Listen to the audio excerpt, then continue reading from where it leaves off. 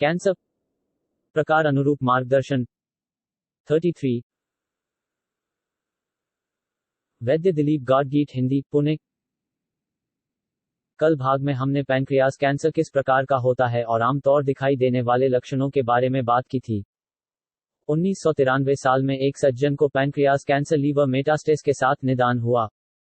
उन्हें सर्जरी एवं केमो के साथ 2 माह की उम्र बताई गई थी। उम्र केवल 42 साल थी। उनके रिश्ते में एक सर्जन थे।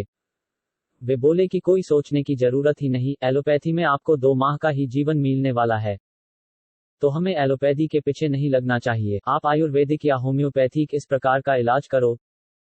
तो उन्होंने उनको 3-4 वैद्य और होम्योपैथ को दिखाया और अंत में उस व्यक्ति वैद्य बापू नागल जो पुणे के प्रख्यात व्यक्तिमत्व इनकी दवाई लेने का तय किया।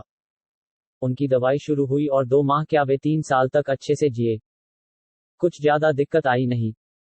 3 साल बाद मतलब 1996 में नागल सर ने अपनी प्रॉपर्टीज बंद की बढ़ती उम्र के कारण, और इस वजह से वे मेरे पास आए।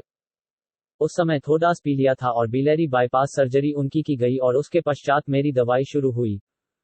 वे 2 लीटर तक दूध पिया करते थे और कुल मिलाकर सब ठीक चल रहा था।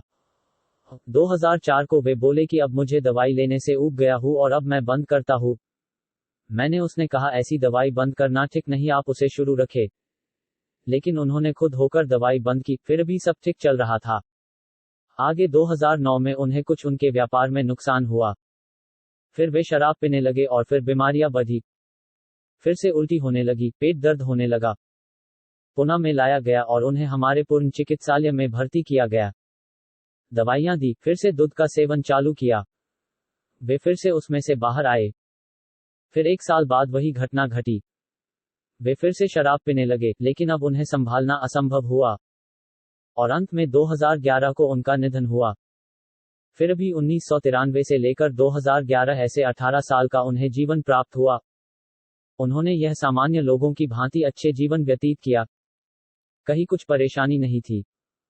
बताने का तात्पर्य यही कि 2 माह की जीवन बताई गई व्यक्ति पैनक्रियाज हेड का कैंसर लीवर मेटास्टेस 18 साल जब जीवित रही।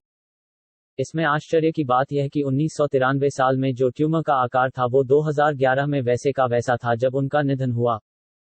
उसमें जरा भी बदलाव नहीं हुआ। बहुत से लोगों को जब यह किस्सा बताया जाता है, खास तौर पर जब डॉक्टर को तब उनका पहला सवाल होता है कैंसर का क्या हुआ, तब मैं उन्हें बताता हूं कि कैंसर जितना था उतना ही रहा, मगर वो मेरे नजरिए से जरूरी नहीं। मरीज 2 माह के बदले 18 साल जीवित रहा, यह महत्वपूर्ण है। उस पर उनकी प्रतिक्रिया हाँ ठीक है बोल के छोड़ देना इस प्रकार की होती है। हमारा प्रमुख उद्देश्य क्या है?